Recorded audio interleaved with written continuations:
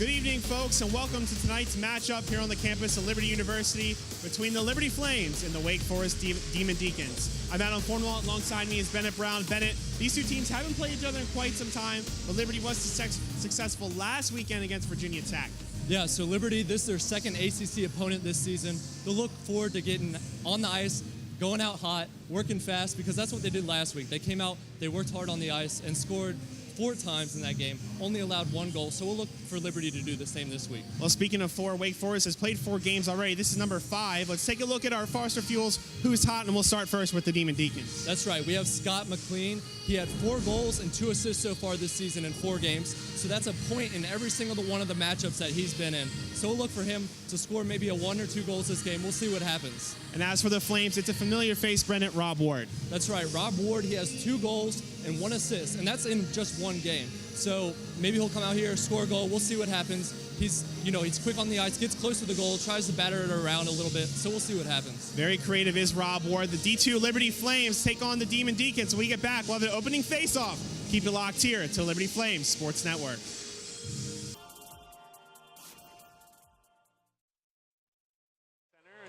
In the Hill City of Lynchburg, Virginia, your Flames lead the Wake Forest Demon Deacons 4-0. Adam Cornwall, Bennett Brown, Rhett McGibbon. Guys, Flames started off a little bit slow, but towards the end of the first period, Bennett, they really picked it up. Yeah, as Coach Pascal mentioned before the half, when Whitney was interviewing him, Liberty is just coming out and being really fast, being in front of the net, as you see there with Clark. Liberty just needs to continue to be aggressive, throw the puck out in front of the net, and keep doing what they're doing like that.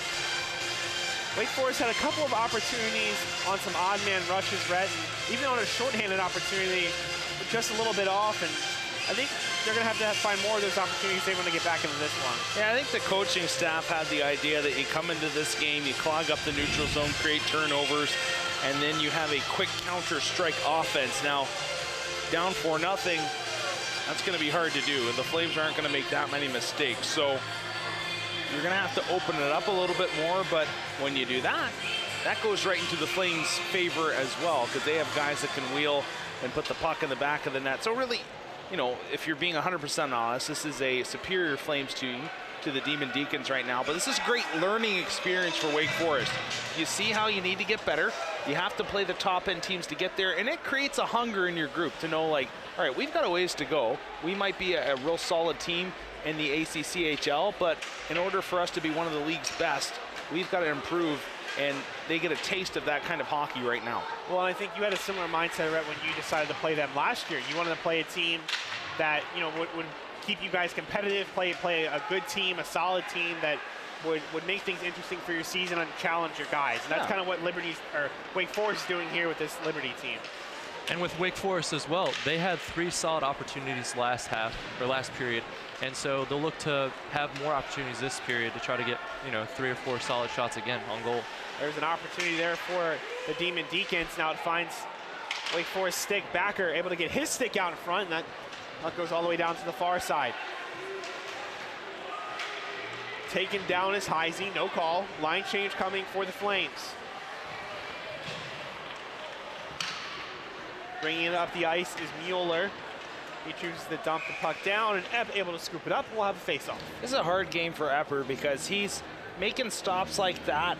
There's nothing really going on. He's probably singing his favorite song in his head, trying to keep himself alert, and then all of a sudden, boom, it's a turnover, and they have a chance right on your doorstep. So this is a game in which he can work on his mental focus. What do you think about dumping it into the goalie like that? Is that a solid strategy for Wake Forest to try to get the puck there? Well, at least you get an offensive face-off in the zone. You have an opportunity to win it and get a shot off. It's not a bad strategy, and maybe you can get a lucky bounce on goal and get one by Epp if he does have a lack in focus for a moment. Martin hits the bar. I thought he was going to take that one. I saw the angles just a little bit off when he let it go, as the goaltender was to his left just a tidge, and I found the post. Flames found the bar twice tonight. First one led to a called off goal from Andy Clark, and the second one there. Good stick work by the Demon Deacons. That was Eric Kaloof. Epp kicks that away. Perez unable to find it. Now it's King. King is surrounded by black sweaters. He takes over to his left, now back to his right. He's hit hard. Passed out in front. Ward was there as well. And a penalty coming now to Wake Forest as they hammered Robert Ward right in the numbers. So the Flames will be going to their 3rd power play of the night.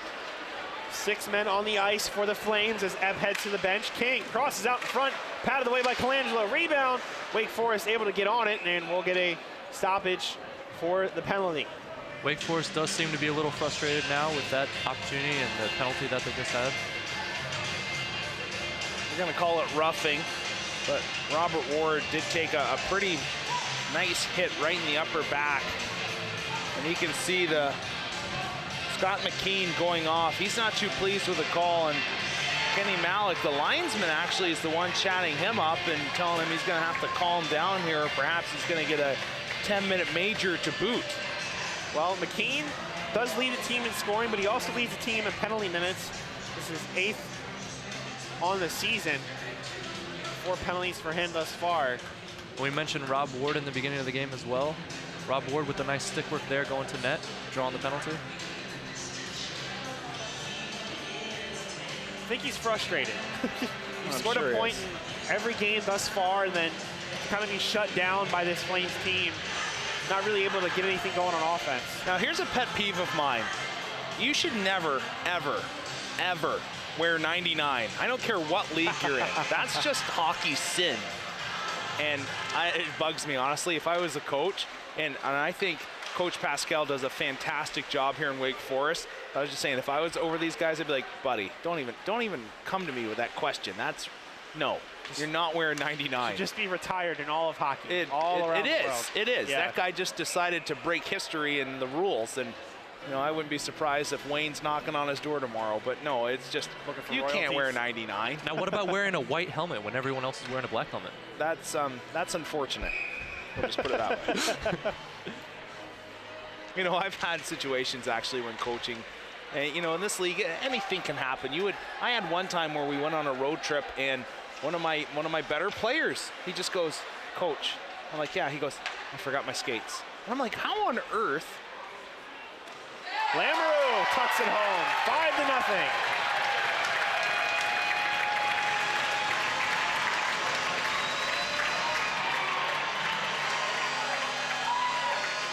You blink, and the Flames score. It looks like the floodgates are completely open for the Flames. Take a look here. Lamoureux just comes in and does a nice job, takes it wide, settles the puck down, and honestly, that one, he just caught the goaltender deep in his crease, and Lamoureux has the ability to do that because he's got so much speed. He can come in on goal so quickly, it pushes the defense back, and it also gets the goaltender on his heels, and that's exactly what happened to Colangelo right there. Is he was pushed back deep in his crease, and honestly, there's tons of net there for Lamoureux to shoot at, and he was able to find a hole. And like Wake Forest said, they got to catch up with Liberty's speed, and they weren't able to do it right there. And honestly, that's just not going to happen tonight. Nope. You're going to get accustomed to it, you're going to get used to it, but you're not going to be able to play the same speed game Liberty's playing currently. And we're going to get a penalty against the Demon Deacons. Or excuse me, that's going to go against the Flames. Might have been cross-checking My to the back right apologies. there. Yeah, Ryan Sidden going off to the wrong bench, actually. He's been home here for 5 years. What's he doing going to the wrong box? So Wake Forest an opportunity on the power play to get a goal up on the board. Let's take a look here. It kind of happened behind the plate just a tidge. And that's a shot right to the back and away from the puck. You could call that interference, roughing, what have you. But, you know, talking about the white helmet again, it happens. And, you know, you feel bad for the guy because if he forgot his black bucket, he feels like a clown. And it happens, but I'm sure he'll never do it again. Well, at least he's not wearing 99, right, Rhett? That is true. What other hockey sins do you have out here? Oh, like 66. Can't wear that. That's Mario's number. You can't wear hockey greatness. You know, and it's one of those things. Number 9 is one you can wear, even though that's Gordie Howe. But, you know, would the league ever retire that one? It's such a commonly used number that it's tough to do. But 66 and 99 for sure. Even 87 right now with Sidney Crosby, you look like a little bit of a... of a As a Flyers fan, that makes my skin cringe. But no, look, there's nothing. What else are you going to say about Sid the Kid? I mean, he's just been dominant. In 97, you know, McDavid has that now. When you're starting to wear the numbers of the big boys, yeah, it looks a little funny. You better be pretty good. It's like wearing number 23 in basketball. There's a shot patted away by Epp. I'll tell you a hockey sin right now that's going on in the NHL is the Vegas Golden Knights. At home, or no, on the road, they have white gloves. Oh. It looks so bad. Yeah.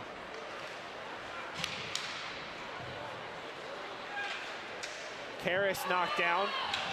That puck will be sent all the way back around. 35 seconds left to go on the power play. Yeah, Flames might have gotten away with one there. He Yeah. actually stepped on a Liberty stick, and I don't know if you call that tripping or not, but nonetheless, still 5-on-4 for another 20 seconds. Let's see if Wake Forest can muster up something right here.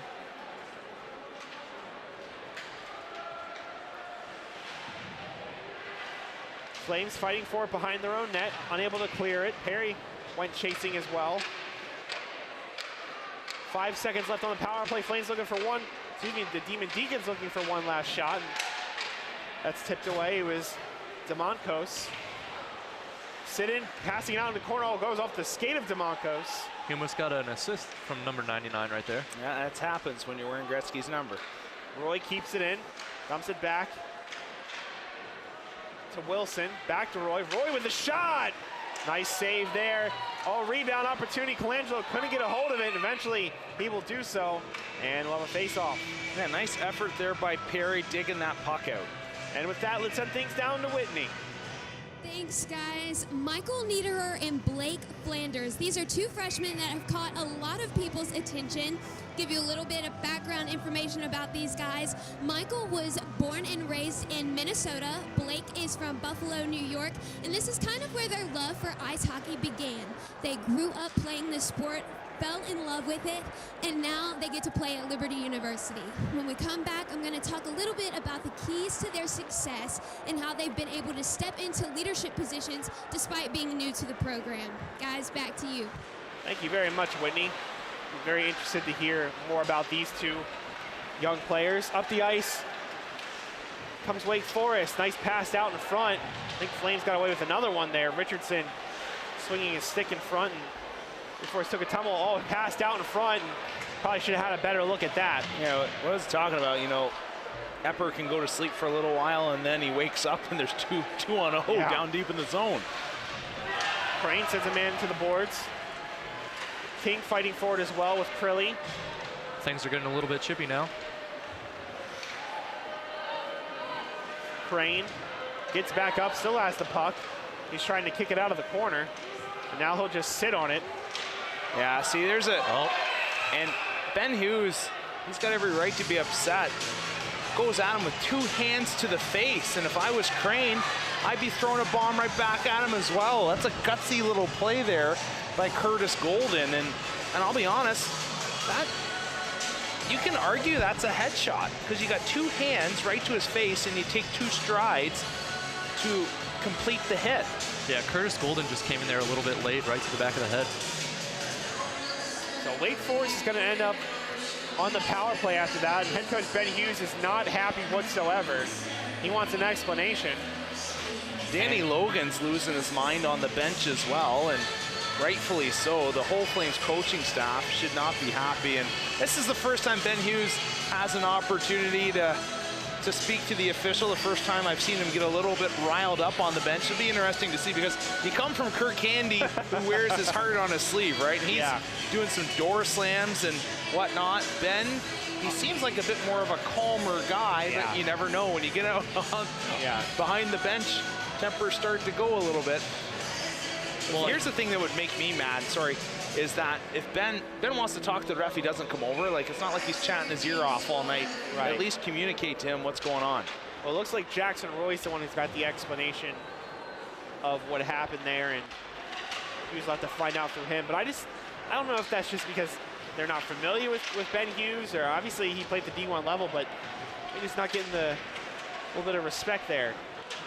Like you said, two guys on the opposite ends of the spectrum. You have Kirk Candy's very, very emotional on the bench and gets heated at times and just, like I said, wears his emotions on his sleeve. And you have a guy like Ben Hughes, just kind of polar opposite, kind of leads by example with his play on the ice. So I'll be interested to see how he transitions to the bench now that he doesn't have that ability to get out there. Hey, has some good news for Louisville fans. Their D2 team just beat Wright State 7-1. That's probably not going to happen in basketball this year, but yeah, they need some good news.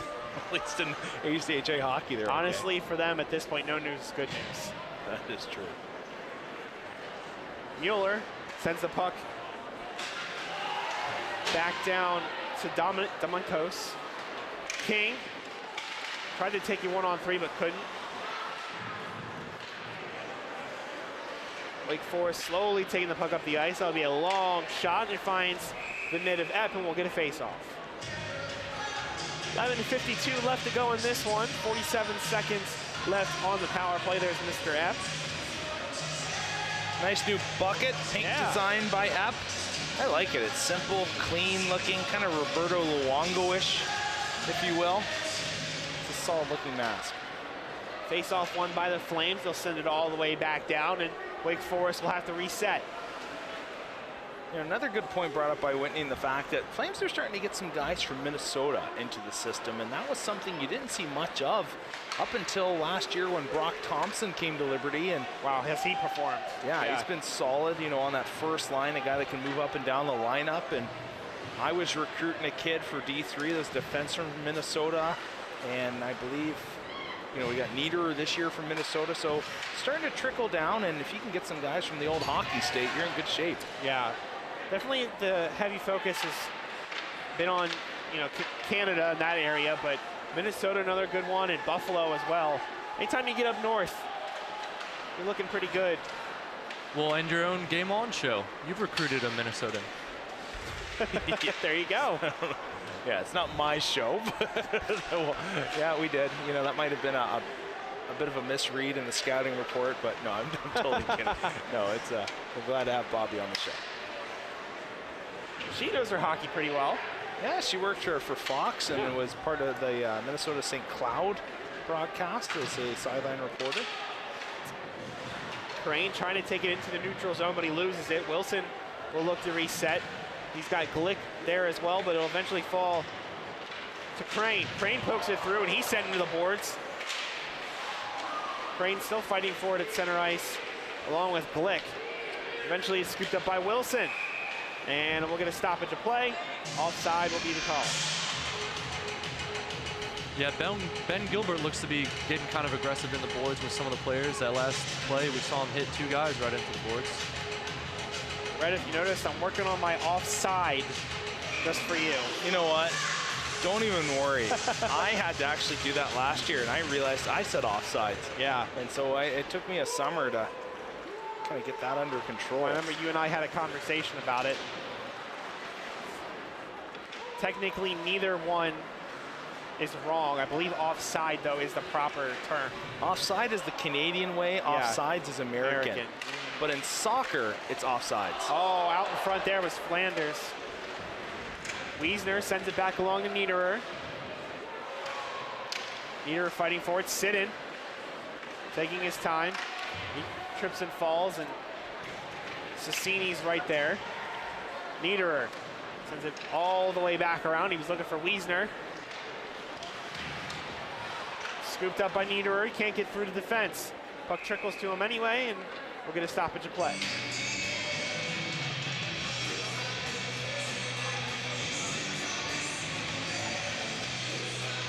Line change for both teams here. Face-off coming at center ice. 9:22 left to go in the second period. Flames lead 5-0. 4 goals in the first period. Scored by Marshall King, Andy Clark, Rob Ward. And in the second, it was... I lost the name, excuse me. It was Jamie Crane. And of course, I can't forget about Blake Flanders' first goal in the red, white, and blue as well. So 5 different goal scorers for the Flames. Wake Forest still looking for the first. An opportunity for the Demon Deacons here. Flames was too quick. They meet them there. It's Tyler Potts with opportunity. Spinning pass there from Lamoureux. King dumps it back to Lamoureux. He's pinned against the boards, catches an elbow as well. Lamoureux able to hold on to it, passed out in front. He was looking for King. Unable to hold on to his Martin, and the Flames will reset. There was some great passing there, that sequence. I like Martin a lot. He's a guy right there, even on that play, kind of didn't go noticed perhaps by the casual fan, but he's behind the play, and he realized Lamoureux took a stick up high and got roughed up a little bit, so he's going to come in and say, get off my guy. I'm gonna take care of things here, and he kind of gave a shot back himself. Wake Forest player slow to get up. That was Eric Kaloof. Now here come the Flames. Crane, shot, kicked away. Good work there from Colangelo. Yeah, the old half leg, drag it behind you and hope that you cover the far side. Crane lays the lumber. Wake Forest able to come away with it. With the puck is Carras. He can't do more than clear it out. Andy Clark dumps it over to Crilly. Crilly with a fake shot. Passing it out in front. He was looking for Clark. Richardson can't get a stick on it. That puck will go all the way back down. No icing. Richardson sent to the boards for his mistake. Stick work's getting a little out of control right now when it comes to Wake Forest. They're tired, and when you get tired, you start hacking away. Clark out in front. Oh, good work there by Colangelo. Big pad save. Sitting with the pass. That's deflected wide. Heisey sitting at the doorstep. Sit in. Tried to cut through, couldn't. Crilly keeps it in the zone. Smart play there by Crilly to get it deep. Flames able to make the line change.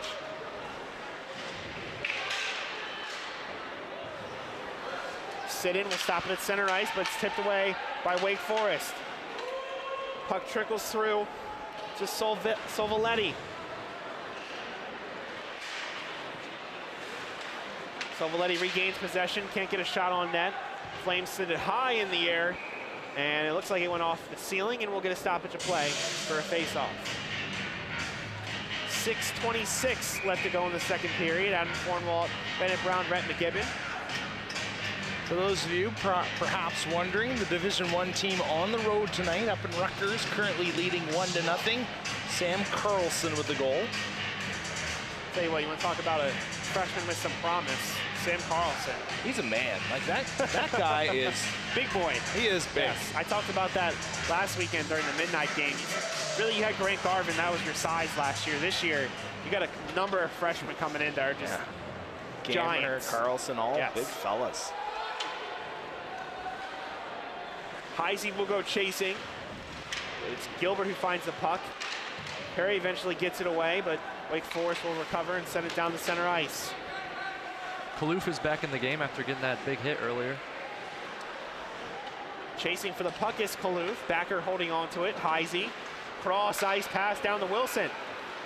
Wilson, little wrister pass down the backer. He flicks it high up in the air. Difficult save there for Colangelo, but he comes up with it. Nice little catch right there.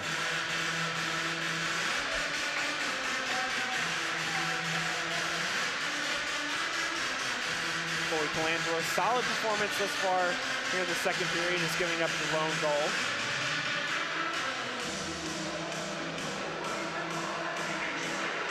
Niederer will go at it for the Flames against James Carras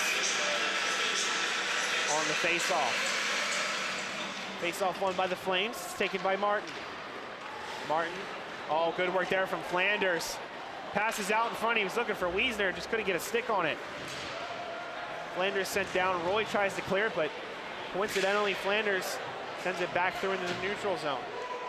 Flanders, one of those guys that give him a year here at D2, and it wouldn't surprise me next season, even though the D1 team's deep, that he could crack that lineup as perhaps as a grinder. You know, they have so much offensive talent up front that it'd be hard to crack it in a top 6 role, but he's got a good motor on him. He keeps his feet going, he back checks hard, he tries to keep the puck in the offensive zone, and if he can put a little muscle on his body, he could definitely be a guy that I think in the future you'd see up for the big club. And the Flames will lose a couple of guys at the end of this season. I believe this is Colt Steele's final year. Yeah, Steele, Garvin.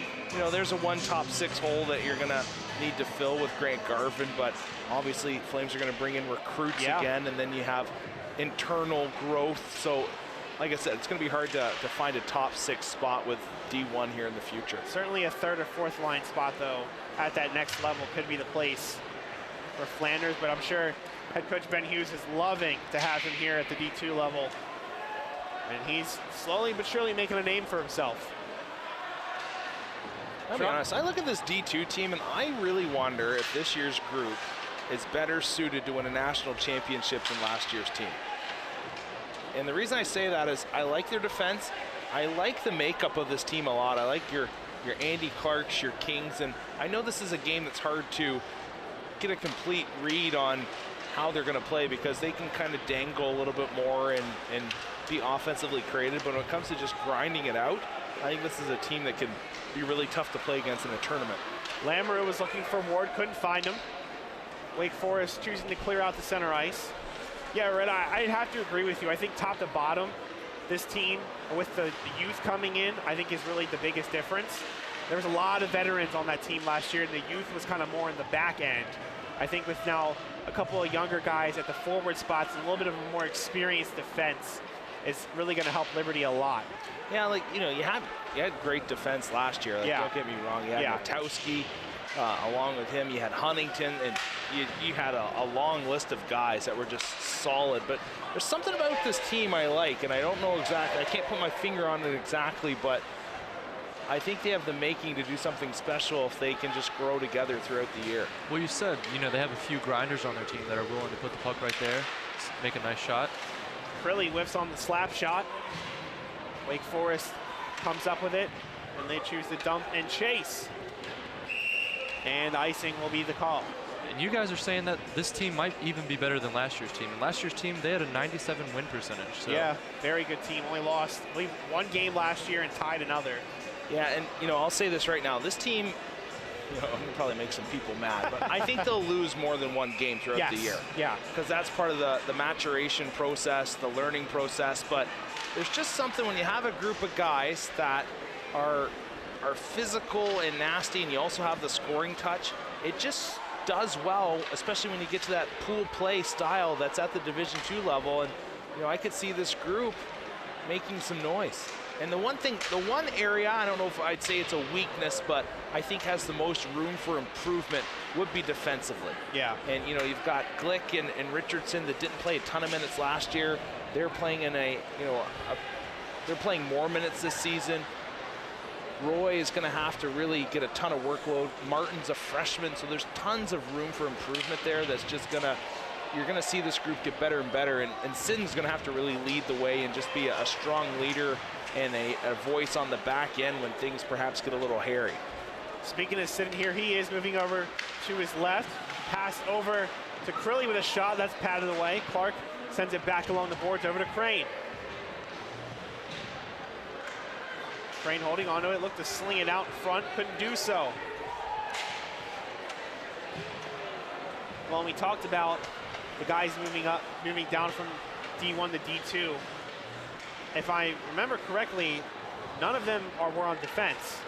They had 5 forwards and a goalie. Correct. So, you know, you did gain a lot of great players, solid players from the D1 level. Shot taken there just off the padding. Niederer with a good opportunity. Taken down to the back. Oh, Wake Forest opportunity there. There was Cicchini. And Niederer has been denied twice so far tonight on getting his first as a Flame. Almost looked like tripping there. Working his butt off, though. Wiesner trying to skate through. Eventually that finds Flanders. He takes a shot that goes between the pads, and we're going to stop his play. I really like this line. Yeah. Like, I really like them. I think they play with speed, creativity. They're willing to dig it out in the corners. Like, if you're a coach at the D2 level and you've got a so-called 4th line like this, you are just kneeling down before you go to bed at night and thanking God. Like, it is just such a huge thing to have. Yeah, now this is a solid line. No doubt about that.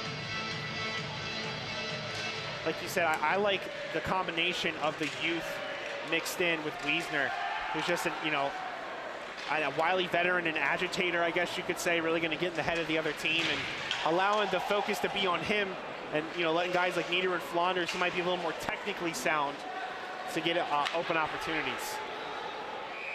I gotta be honest, that line plays a little bit smarter hockey too than perhaps some of the rest. I've seen times tonight where guys are shooting into shin pads and it's bouncing out, or they're carrying it up the wall and they run out of real estate and they try to make a difficult play instead of cycling it back deep in the zone and trying to win a 50-50 puck. It's not even really a 50-50 puck when you cycle it into the corner. It's really 70-30 in your favor because you know it's coming and the guy's not sitting there right beside you. But they seem to just have a good head about them, and they do a nice job of playing it safe and creating scoring chances. Yeah, and they kind of seem to set it up there in the neutral zone before they make their attack. So, I mean, if you have that formula going throughout the season, it's a good way because you want to control the puck and start getting those passes right in there. I'd really like to see those guys on the power play. Give them a little bit more space, give them a little bit more room to work, see what happens. Be interested to see what comes out of that. Yeah, you know what? I don't blame you there. I don't know if it's going to happen. Yeah, That's quite the responsibility to get to. There's plenty of mouths to feed on this team. I think I'd have to agree with you there, but I would love to see maybe late in the game those guys given an opportunity to see what they can do. But when you've got guys like Paul Lamoureux and King and Ward, Clark, I mean, you've got a lot of guys that can score goals on some odd man rushes, some 5-on-4s. I think if you're Wake Forest, you have to chalk this period up as a success. You only allowed 1 goal. Holding on to his Carras. Pass it out in front, went off the skate of Sidden. Rebounded, shot just wide. Good opportunity here for Wake Forest. And we're gonna get a power play for them as well. And that will carry over into the 3rd period. Right now, Jamie Crane, Crilly, just trying to bait Wake Forest into perhaps throwing a punch and evening up the penalty call. That is going to go against Jamie Crane. His 2nd penalty of the evening. This is kind of what I was talking about, or Bennett was talking about in the keys. Just kind of staying above the mess, above the frenzy. Yeah. You got to come out and just realize you're on a different level and, get out of these little ruts. And they kind of got caught up in that in the 3rd period with Virginia Tech. Wasn't necessarily a big fan of the way they played that 3rd period compared to the first 2. You give up the goal there late and you have Scott lose a shutout. Crane's actually going to come out here. Yeah, I was wondering the way they were talking just beforehand, and Craner is going to get a 5-minute major in a game. It looked like he came in with a knee almost in that last play.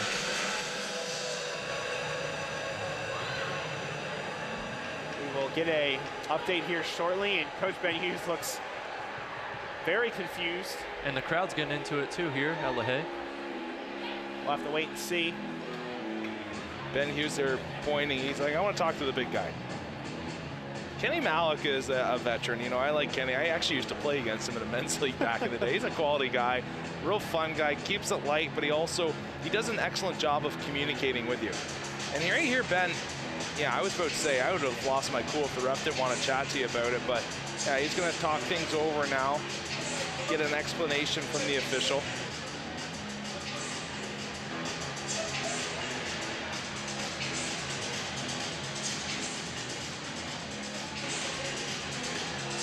So with Crane's loss, you have to see a guy play some double time. Perhaps one of the freshmen. Let's take another look here at the play. Ben Hughes still not happy with the call. There's Backer in the corner and lays the hit. Yeah, they're going to say that's a headshot, blindsided headshot. In the NFL, they call that targeting, which they've had a lot of controversy over, but that's a tough call to make, but there it's pretty obvious. Even with the rest, without the replay, they could pretty much see that one coming from a mile away. Yeah, I want to take another look at this, to be honest. I want to see it perhaps a little slower. And let's see here, does he catch head or does he catch shoulder? And that's the big difference here. His time's going to expire in this game, but here he comes in nice and slow, and he catches, he gets all head. And I hate to say it, and I feel bad for Jamie in this sense, but, and I think he was going for shoulder, yeah, but he caught him blindsided hit, and that is perfectly goes along with the rule, and that's a 5-minute major. So Flames lead 5-0, but are now without Jamie Crane for the rest of this one. See if Wake Forest can take advantage of that, as they will be on a 5-minute major power play. Unsuccessful in the power play so far are the Demon Deacons, as Ben Hughes is looking for an explanation. And you don't see the head coach come out to the ice typically and chat with the ref after a period. This is, I think, just the captain and Ben Hughes, only a summer removed from the game, coming back onto the ice, wanting to chat things over and just, you know, have his skates on right now. But I think for him, I think when he sees the replay, he will agree that, you know, that is a shot to the head. Now, you know, it's up to the ref's discretion, but typically you just don't want to see that in the game. Right. Like I said, I don't think Jamie was trying to do that intentionally to injure the young man, but nonetheless it did happen, and I unfortunately think the right call was made in that case. Well, I don't necessarily think he made himself a friend of the official earlier in the game either, and that probably played into it a little bit as well, but the targeting, the headshot certainly didn't help this case either. With that, we'll send things down to Whitney Robertson, who's with head coach Ben Hughes. So much, guys. Now, Coach, you guys have dominated offensively in both of the games that you have played this season. What is it that's making y'all so successful? I mean, the guys are working hard. I think everyone on the bench, whether we're up 5-0 or it's 0-0, you know, the bench is filled with a lot of life and energy. So I think just a testament to them just having the desire right now. Now, there's been some tough calls tonight. What are your thoughts? Well, I mean, on that last one, I guess the call was that our player came in and the shoulder hit the guy's head, so just automatic head contact. So I was just arguing just earlier, you know, the head contact that we saw on our guys. So he didn't see that, and that's okay. So we just had to move forward. All right, thanks so much, Coach. Guys, back to you. Thank you, Whitney. I think that's a valid point, the fact that you remember over here just to the right of the door, coming in with a full head of steam, 2 hands up, a shot right to the face of Jamie Crane earlier. Yeah, it was Crane, like you said, who got the hit as well, and Crane was sent to the box for that play. So a little bit of frustration from Jamie Crane. He's gone from this game, but the Flames are certainly not gone. They're still in this. We're going to stick around as well. 20 minutes left to go. Flames lead 5-0. We'll be back. Liberty Flames Sports Network. Welcome to the LaHaye Ice Center. Tonight we have Liberty University facing off against Penn State. I'm Bennett Brown alongside Bobby Bolig. Tonight's game is the second of the weekend matchup between Penn State and Liberty. And last night, Liberty suffered a loss, their first loss of this season. I think it was the first loss that, you know, they've seen that many goals go against them all season long. And I know coming into that game last night, Coach talked about they were going to be a big fight for them. And I'm excited to see how they respond tonight. But talking offensively, you know, Bennett, they've had a lot of goals going all season long. That's right. You have players like Rob Ward, number 96, who's really an offensive leader on the team. He has 13 points on the season and 7 goals. So we look for somebody like him to step up, because last night he was a little bit quiet. Now, last night for Penn State, we had somebody like Jake O'Donnell, number 17. He had 2 goals on the game. So we're looking for him to get away. And right now we're about to have the face-off at center ice. We have number 14, Andy Clark. And Liberty wins the face-off. They're in the neutral zone, tosses the pass down to the goalie, and is covered up by number 32, William Holtzfer. Something that Liberty's got to get going right away, I think, is their special teams. They've been absolutely solid all season long so far when they're down at man advantage. All right, here comes the face-off here in the circle. And it's passed off to the top. Number 3, passes it in. Number 23, Crane, with the puck, tosses it down to the offensive zone behind the goalie. And Penn State recovers the puck. They're heading down the ice and turn it over to number 10 on Liberty. Puck's still in the neutral zone. Here goes. Penn State's trying to set something up to make offensive possession. Now Liberty has the puck down their own defensive zone. Now they're in the neutral zone and turn it over from 96 on Penn State. 96 tosses down the ice for a line change. Liberty mishandles the puck, and number 22 puts a shot on goal, and it looks like it may have hit the ceiling. Now on the season, Penn State has a record of 6-0, and Liberty is 4-1, which they suffered their first loss of the night last night and first loss of the season. We have the face-off here at center ice. Number 96 for Liberty and number 81. Liberty recovers the puck. It's in their defensive zone. Passes it to number 9, Lamoureux. Lamoureux sets it up to Rob Ward. Rob Ward dekes, and he loses the puck right there in front of the ice, right there in front of the goalie. Number 2 with a shot, just misses a little bit high, and it goes out of play. No matter, we've been talking a lot about Liberty's offense. Penn State's offense has been absolutely solid as well. They just put up a 7-0 defeat against Louisville a couple nights ago, so their offense is just as strong. So I think it's who can score the most points tonight is going to win this ball game. That's right. Penn State just won the face-off right there. Lamoureux's fighting for it. Number 4, Mike Lasik of Penn State. Lasik is driving down the ice, tries to pass it to number 81, but gets caught up with Rob Ward right there at center ice. And Penn State is, just a tough hit there by Rob Ward. And Penn State's trying to recover it in the neutral zone. Last night the game was pretty chippy, so we'll see if the same thing happens tonight. The refs were pretty laissez-faire with things. They didn't call too many penalties. Here we go. And Liberty recovers the puck in their own defensive zone. Trying to set up and turns it over with number 97. There hasn't been too many shots on goal. I think there's only been 1 or 2 so far this game for either team. 17-10 left in the first period. Liberty's corralling the puck in their own defensive zone, but Penn State's giving them a little hard time.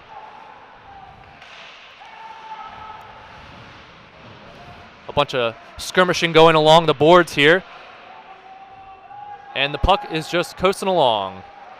It's almost like they can't get it out of their own zone. That's right. Penn State isn't really putting any shots on goal right now, and Liberty, isn't really playing the best defense right now. Oh, here we go. Here's a shot by number 11, Jacob Worcester for Penn State. 16 for Penn State is bringing the puck in the neutral zone and turns it over again. Rob Ward has the puck. He's trying to set something up. There hasn't been too much good puck control so far this game. And passes it over to number 9 for Liberty. Lamoureux. Lamoureux turns it over to Penn State. And we almost have offsides. Brendan Horgus is trying to corral the puck. And now number 17 away. Penn State has a great shot on goal. That's the best attempt we've seen tonight. Number 4 with the puck for Penn State. And another good shot on goal right there. Saved by Blake Scott. That was the easy save. It hit him right there in the chest. Bobby, what do you think so far about the game? Well, Blake Scott, he's playing absolutely awesome in net so far. But, you look at Liberty program as a whole, and to see how competitive not only this team is, but they got 3 teams in a club series. I mean, you don't see that on every campus about how many students get involved with Liberty hockey. Yeah, that's right. Liberty hockey has had a successful past few years, and even the women's team has been very good. They've gone on to the Nationals and won it just a few years ago. All right, Penn State has a puck. Number 17, our player to watch, Jake O'Donnell, with a nice solid shot into the chest of Blake Scott, number 30 for Liberty. So the past 3 or 4 shots by Penn State, I think they've been pretty good. Our first 3 solid shots on goal I think we've seen so far. It's the Liberty can't get it out of their own zone, can't get it past up Penn State. Right, number 96, Nico Grieco, is about to get the face-off for Penn State, and it's recovered by number 5 for Liberty, Ryan Sedun. And Penn State tosses it in, and Liberty recovers it in their own zone. And like Bobby, you were saying, Liberty just can't get it into the attacking zone. And not only that, but Penn State is beating them to every loose puck. Sometimes it comes with a little bit of hustle, Bennett. That's right. We need to see a little more hustle by Liberty. Oh, a shot there from center ice. I think that was just to get the puck so they could get a line change for Penn State. And another solid shot by 22 for Penn State. That'd be Frederick Monkman. Oh, looks like we have a tripping maybe coming along. Rob Ward got dished right into the boards. Pretty hard fall for him, but it looks like there's not a penalty coming as Penn State still has the puck in Liberty's defensive zone. No, I think Penn State, controlling most of this game so far. Yeah, Penn State's looking pretty dominant. Number 19 with a solid shot, just a little wide right from the post. And Penn State is corralling it around. Oh, and that's a goal. That was a nice solid backhander for what appears to be Number 81, I think that is. Got a bunch of high fives along. But it's hard to look with those numbers those jerseys are so dark, it's hard to see. That's right. I'm trying to figure it out as well. 81, there we go. 81, there we go. Adam Alavi. And a hard name. Adam Alavi with a nice back, off the back. They were bound to get one goal. Yeah, it was a nice wraparound goal to the right side of Blake Scott, and he just dished it right in there. That's Alavi's 3rd goal of the season and 1st goal of the game for Penn State with 14:39 left in the 1st period. We have a face-off here at center ice. Penn State recovers. Let's see if they can set up another offensive attack. 22 passes it off to number 16 for Penn State. Penn State to number 17. Our player to watch, Jake O'Donnell. And we did indeed have a penalty on number 96, Rob Ward, who's sitting in the sin bin. He has a 2-minute minor. He has a 1:30 left on his penalty. So we have a power play for Penn State. And Liberty tosses it out across the ice. No icing on the play. William Holtzford tosses it out, the goalie for Penn State, to number 16. 16 makes the charge down the ice. Liberty's defense trying to make a solid effort there, and the puck goes out of bounds. Talk a little bit about a confidence booster there. Not only do they get a goal, now they got a man advantage on the play. Liberty's got to wake up a little bit here. Yeah, not sure exactly what the penalty was there. I think it might have been slashing, but he's in the penalty box for another 1:12. We'll see if Liberty can get off this penalty play here. The penalty kill unit out. Liberty tries to toss it down. It's in the neutral zone, recovered by Penn State. Number 5 for Penn State has the puck. Brendan Horgus. Horgus has it behind the net as they set up an offensive attack. 12 with it now. Cole Stein. Cole Stein brings it up ice to number 96 for Penn State, and he loses it. And Liberty tosses it back to Penn State's zone. Penn State trying to set up something here. 13:22 left in the 1st period. We have Rob Ward still in the sin bin for another 30 seconds. Penn State trying to set something up with the 1-man advantage. Number 5 at the top. Pass it over to 81 for Penn State. 81 right to the center. Oh, and they almost have an attempt right there. Liberty trying to get it out of their own zone. But Penn State continues to recover. You had a lot of men right there in front of the goalie. Just can't get anything out of the zone. That's right. Liberty's having a really hard time. We have 18 seconds left in the power play for Penn State. And right there we saw a lot of screens there. Blake Scott, he was guarded pretty nicely by Penn State, so it made it hard for him to see that puck coming in. Not only do they have a goal on their side, but they're quick. They're quick on their skates. That's right. We have a face-off coming, far right ice in the circle. And Penn State wins it yet again. Liberty tries to get it out of their own zone, but Penn State continues to recover the puck. Puck is fought for along the boards, and Rob Ward's about to come out of the penalty box in 4, 3, 2, 1. And now we have even 5-on-5 hockey. Let's see if Liberty can finally get it out of their own zone now that they have 5-on-5 hockey. Number 3 with the puck for Liberty, trying to get it out. Pass it over to Rob Ward as Rob Ward skates off the ice, and 8 gets decked for Liberty. Penn State with the puck, and now Liberty recovers it in their own zone. Pass it over to number 8 for Liberty as he makes a strong attack, and a shot by number 8, saved by 32, William Holtzford. May have not went in, but at least they're getting something going towards their side of the net. Yeah, it's nice to finally see a shot on goal by Liberty. Here we go. It feels like it's been about 4 minutes since Liberty's got a solid shot on goal. They're stirring the pot a little bit. Yep. Trying to get something going. We have number 14, Andy Clark, facing off against number 96 in Penn State zone. And Liberty finally with the puck, number 10, with it, coming in close. It looks like it's also at Penn State's helmet. Andy Clark pass it over to the center, but it's lost. Liberty tries to recover it. But as we see, Penn State again continues to control the puck most of this game. Aggressive both offensively and defensively for Penn State. Looks like we have a penalty coming against Penn State. They're going to the sin bin. Number 96 for Penn State, that's Nico Grieco. Well, there's something right there that can help Liberty go their way. They've Liberty- been huge Bennett all season long in special teams, so maybe they can get something going right here, Yeah, right we now. hope to see something happen right here with a 5-on-4 advantage. Liberty's facing off in Penn State's zone. Andy Clark versus Justin Worley. And Penn State wins the puck, tries to toss it into Liberty's zone, but Liberty recovers once again. Number 9 with it up top. Pass it down to number 14, Andy Clark. He's a big-bodied hockey player who likes to set up a lot of screens. We'll see if he can get something going. Number 23, pass it over to number 96, Rob Ward, our player to watch. He's setting up a pass and pass it over to number 6. Pass it back to Rob Ward. Rob Ward over to number 6. Kyle Martin, pass it over back to Rob Ward. They're taking their time here, trying to set up something nice. On the puck. Oh, and Crane with a solid shot right there, saved by William Holtzforster. And it looks like we have a stoppage of play. And another Penn State player going Huge to the penalty opportunity. box. Huge opportunity, but if they don't capitalize on this one, I don't know. This is the best opportunity Liberty's had the first period. We have a 5-on-3 advantage. We have 96 and number 4 for Penn State in the penalty box.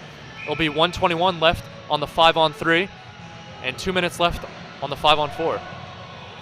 All right, Liberty faces off, wins the face-off. 9 pass to 6, back to number 9. And Liberty has it. Oh, when they turn it over. I can't believe they just turned it over right there. Penn State's on the attack. Not something you want to see from Coach Hughes. You only have 2 men for Penn State on attack, yet they're still controlling the puck. I can't believe this right now. Well, it's smart decision making, especially in those situations like that. All right, we have a 5-on-3 rush. Number 9, and it looks like we have an offsides by Liberty.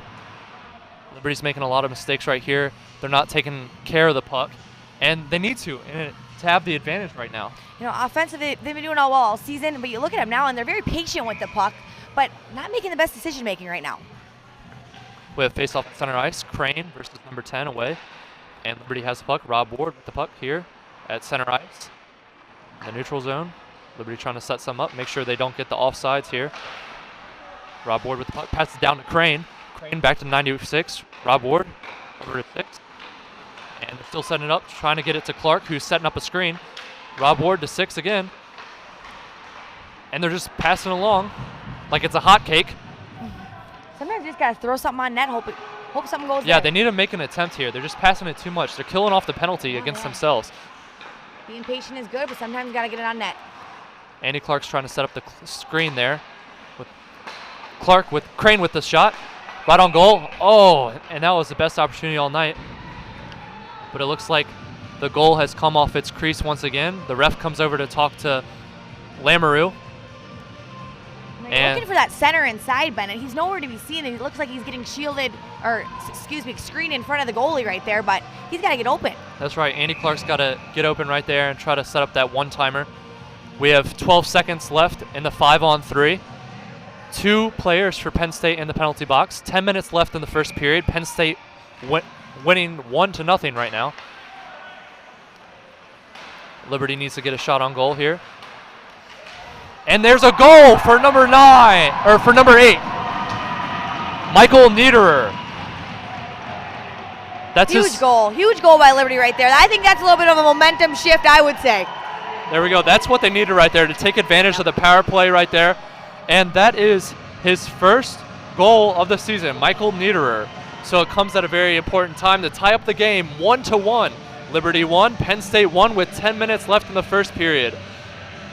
And they still have the 5-on-4 advantage, and 16 for Penn State is talking to the refs, and the refs are going over to discuss, I guess, if this is a goal. Not exactly sure what they're discussing right here. Well, from where we are, Bennett, it looked good to me. Yeah, it looked like a goal. I don't know if they're going to call a goalie interference here or something, but it was a great shot there, close in by Michael Niederer. Number 8. This is his first goal this season. He doesn't have any points or assists, so wait for somebody else to step up in the game when you need somebody like Rob Ward or Paul Lamoureux to step up, and then you have this guy, Michael Niederer, stepping in. So not only huge for Liberty, but also a huge moment for Niederreiter himself. That's right. Now, you say the name Niederreiter. That sounds a lot like the Minnesota Wild Niederreiter, but, I don't think they're related, but that's something we could ask him. That's right. We should talk to him maybe after the game, see if they're related. See if they're related at all. It looks a little bit like a different spelling, but it sounds the same. That's right. Something to think about. It looks like they're going to keep the goal on the scoreboard. It's 1-1. Liberty 1, Penn State 1 with 10 minutes left in the first period. Liberty still has their 5-on-4 advantage, as there's 51 seconds left in the penalty kill for Penn State. Liberty recovers the puck at center ice into the neutral zone, and they toss it down.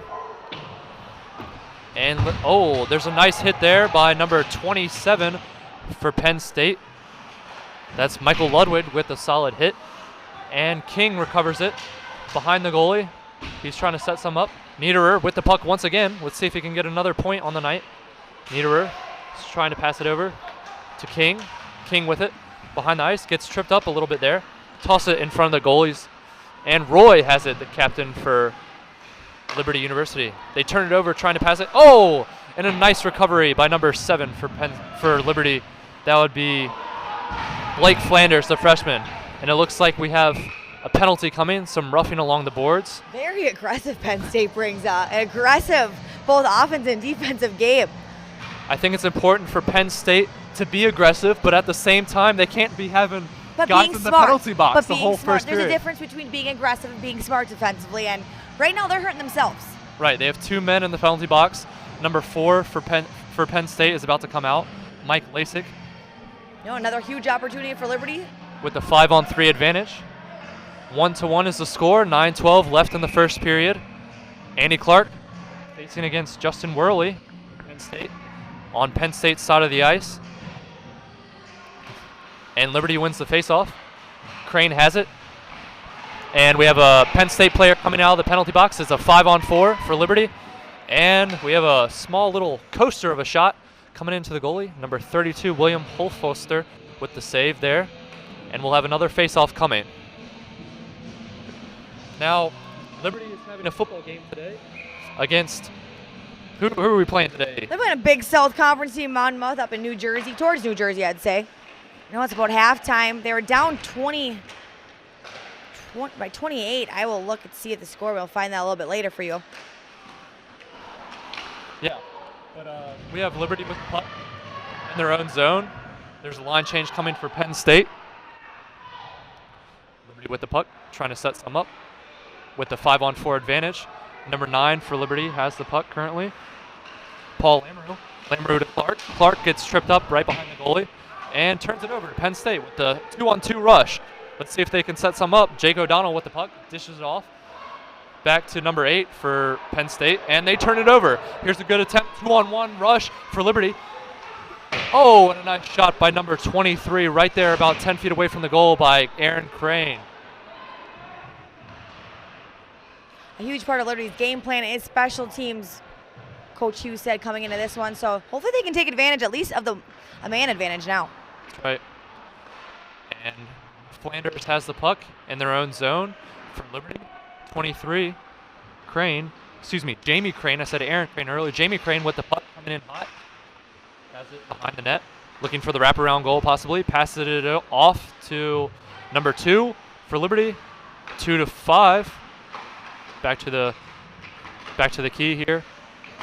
Oh, and a close shot there by number 7 Flanders. And 44 King is looking to try to dish it right there into the goal. Like I said, throw it on net, but someone's got to be right in front of the crease there. Yeah, no one's screening the goalie there. King has it behind the net. Passes it over to Niederer with the goal on the night, the lone goal for Liberty. King passes it over to Roy. Roy to number 5 for Liberty, and another shot on goal. Nice rebound. 44 King with the puck currently. He's trying to control the puck, and now it's a 5-on-5, even strength for Penn State. Penn State clears the puck, and Roy gets it in the neutral zone. Oh, Penn State wanted a call there, maybe tripping. And another shot there by number 2, Jackson Roy. Oh, Liberty's fighting across the goal, and we have what appeared to be a cross-check to the face by number 12 for Penn State, right into Flanders' mouth guard, it looked like. We have a few Liberty players down on the ice. Roy is down. Flanders was down. Now that's got to be a penalty there somewhere. I don't know why there isn't a penalty, but Penn State had what appeared to be a cross check to the face, it looked like. To the face mask. So that I don't. gotta hurt. Yeah, that leaves a mark. That leaves a mark.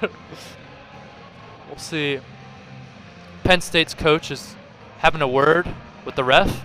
I don't know why he's upset, because it looked like Penn State was being a little too overly aggressive, which we've seen so far in the first half.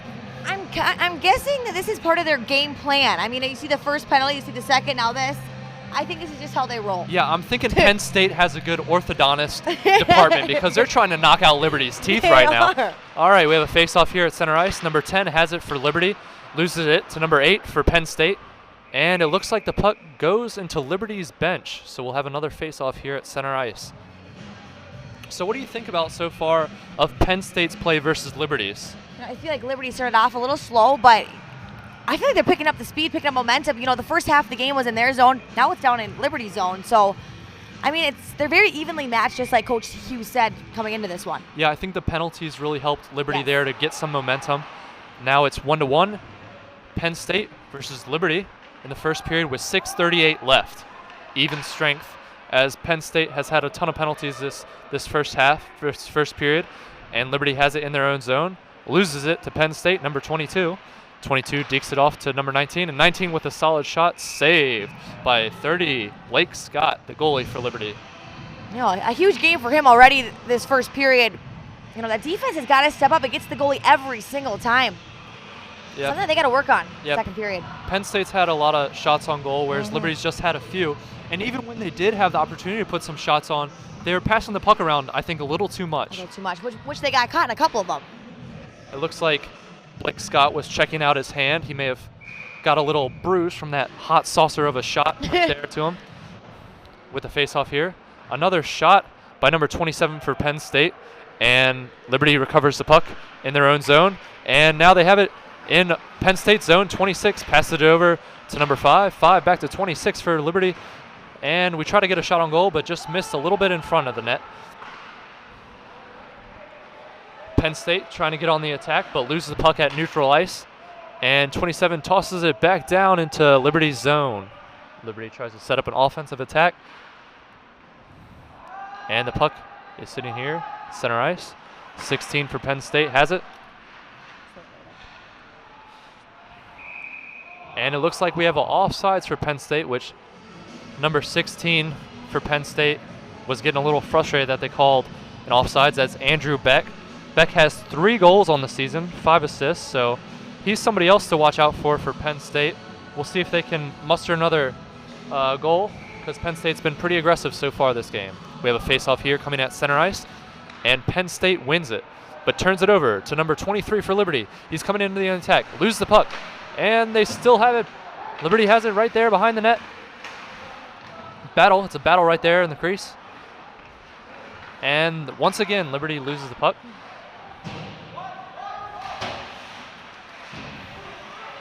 It's just a bunch of people fighting for the puck along the boards, as no one has had really a good set of. We have number 5 for Penn State with the puck in their own zone, trying to get it out. It looks like Liberty's defense is stepping it up a little bit here. Trying to get him up towards the blue line. But Liberty's trying to recover it now in their own zone. They just couldn't seem to get it there in the neutral ice. The puck control was lacking for both teams there. Now Penn State has the puck, trying to set some up in neutral ice. 4:40 left in the first period. Now Liberty has it. They go into the zone and make a nice shot by number 14. you look at Liberty's offense, and as soon as they get the puck, they don't seem confident with it. They're so quick to pass it away. It seems like, it's obvious that Penn State is controlling a lot of this game and kind of getting them out of their game plan. Yeah, they're just trying to get it down in the ice, and Andy Clark right there, he had a solid chance, put it on the goalie, but a nice save by William Holtzforster. We have a face-off coming here, and it's a toss-up right now, and Liberty has it. Niederer with another shot on goal. The puck's being fought for along the boards here. 17 for Penn State, tosses it into Liberty's zone. Liberty recovers it, puts it in the neutral zone, and we have it again with number 17, our player to watch, Jake O'Donnell, with another shot. Another decision making there, right there, Bennett. Yeah, Penn State seems to be making some decent decisions by at least shooting it on goal. Liberty hasn't really taken as many chances as Penn State, and right now I'd say the advantage is definitely Penn State, even though the score is 1-1 right now. And it looks like another offsides for Penn State, as number 96 was off, as 17, Jake O'Donnell had the puck. We'll have another face-off coming and a line change for both teams. Time to get some fresh legs on the ice. Now, in Liberty football, the score is 35-19 at the half. Liberty's trying to face off against Monmouth, but they're struggling. And here at the LaHaye Ice Center, it's 1-1. Liberty versus Penn State with 3:50 left in the first period. Penn State has the puck at neutral ice. They continue to attack. Oh, another shot on goal saved by the glove of number 30, Blake Scott. A solid save by Blake Scott. He's had to make quite a few stops tonight, but that was probably one of his better ones, as most of the pucks by Penn State have been shot right into his chest. We have a face-off coming in Liberty's zone, and Liberty wins it. Behind net. Liberty tosses it to neutral zone. Penn State recovers the puck. Number 16 for Penn State has it. Tosses it back. And they have the puck currently. And Liberty now is setting up an offensive attack as they try to make another opportunity, as they have been far and few between. It's not only that Penn State's defense takes it from Liberty, it's their forwards that are taking the advantage from Liberty. Having a struggle getting out of their defensive zone, still. A solid shot there by number 22 for Penn State, Caleb Toon, who doesn't have a goal yet on the season in 3 games played. And we have somebody laying on the ice, number 5 for Liberty, which he may have been the one who had the penalty here. He'll be heading to the penalty box. Number 5 for Liberty, that is Ryan Sedon.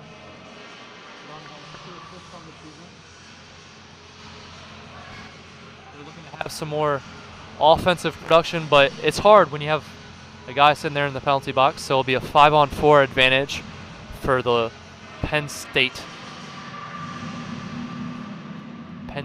Ice Lions. We have a face-off coming in Liberty's zone. They're on the far ice. Look at the roster as well. A lot of young kids on Liberty's roster. That's right. One of my favorites for Liberty that's a young guy is Flanders. He's had a pretty good season, number 7, Blake Flanders.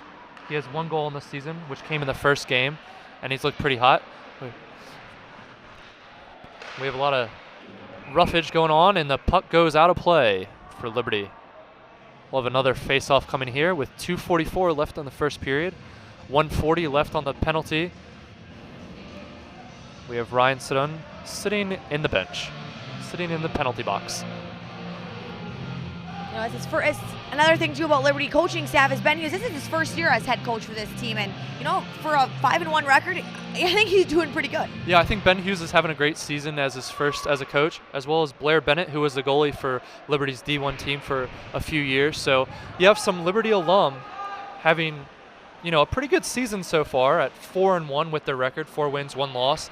And Ben Hughes, he was the captain of the men's D1 team, so he knows what he's doing. He knows the leadership that he needs to have. We have Penn State with the puck in Liberty's zone, and we have Blake Scott covering the puck up, and it looks like some rough play happening.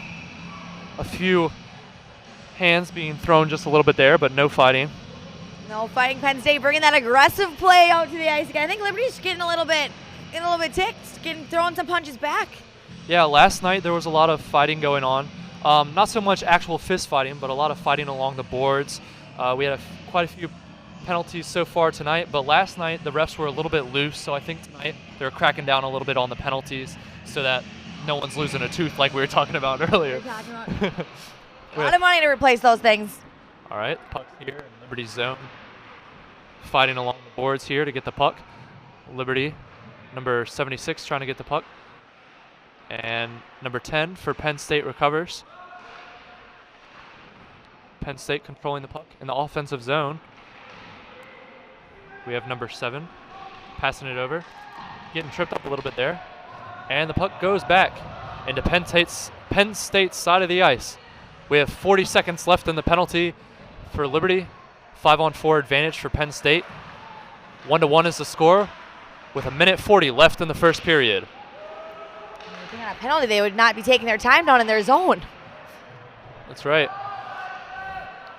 Penn State controls the puck still in neutral ice. Passes it down behind the goalie. Trying to set some up here. Number 6 for Liberty. Kyle Martin gets swarmed behind the goalie. 6 for Penn State, recovers the puck. Pass it over to number 11. Liberty controls the puck and tosses it along the ice to kill the penalty. 10 seconds left in the penalty for Liberty. About to have a 5-on-5 advantage. And now number 5 for Liberty, Ryan Sedun, comes out onto the ice, so we have even strength. 57 seconds left in the first period. Liberty has the puck at neutral ice and turns it over back to Penn State. Penn State almost turns it over to Liberty, and Penn State recovers and puts it back into Liberty's zone. 45 seconds left in the first period. 1-1 is the score. Liberty has the puck. They're trying to set up an offensive attack. This might be their best one in the last few minutes. 14, Andy Clark with it. Nice shot right there into the chest of number 32, William Horstfurster. Number 4 for Penn State recovers it, but then loses it. Back to number 17, looking to score a goal with 25 seconds left in the first period, and another shot by number 28 for Liberty. That would be Ryan Richardson. He don't have a goal in the season, but that was a nice shot by him, way out on the point. 13 seconds left in the first period as the clock ticks down. Penn State has it in Liberty's zone. It looks like they're going to just kill the time right there along the boards. 4, 3, 2, and 1. And that's the end of the first period. We have a few players laying out on the ice, so it was getting a little aggressive there at the end. So, Bobby, what do you think about this first period of hockey for Liberty and Penn State? Well, you see a slow start from Liberty, but towards the end you see them pick them up a little bit. Penn State aggressive play, kind of causing them with a couple penalties in there, but I would say evenly matched. I would say Liberty's just got to throw something on net. Otherwise, you're not going to throw something on net. You can't expect to win this game. That's right. Penn State was really controlling the puck that first half of the first period, and I think Liberty picked it up once they had those few penalties, the 5-on-3 advantage and then the 5-on-4 advantage for Liberty. And, it's 1-1 right now, so it's a doable game for either team. We'll look to see if they continue this fiery fury of, aggressiveness by Penn State. They've seemed a little more aggressive physically. And I would say not only that, but you look at Liberty and their puck control, their decision making, it was just not there in the first period, and that's something that has to improve, or this will be a long night for them. That's right. We'll see if Ben Hughes can corral the troops to see if they can have a good second period. He's talking to the refs right now, maybe about possible penalty there at the end, because it did get a little rough. Guys were laying there out on the ice as time expired. You mentioned last night, Bennett, how they were, just as rough last night. You said it looks like they're taking it down a notch, a little bit more, making them cause for their penalties. Yeah, it looks like the refs are calling a little more penalties this game than they did last. I think they let it get a little bit out of hand at times. We did see that cross-check to the face right behind the ice about 5 or 6 minutes ago, which wasn't called. We'll see if the calls continue to come in the second half, but I think this is going to be a great game. The score is 1-1. Penn State with the first goal by Alavi, and then we had a goal by Niederer later on in the first period. So we tied it 1-1. So we'll see if Liberty can continue that streak as Penn State is 6-0 on the season and Liberty is 4-1. We'll be right back with some more hockey in the second period.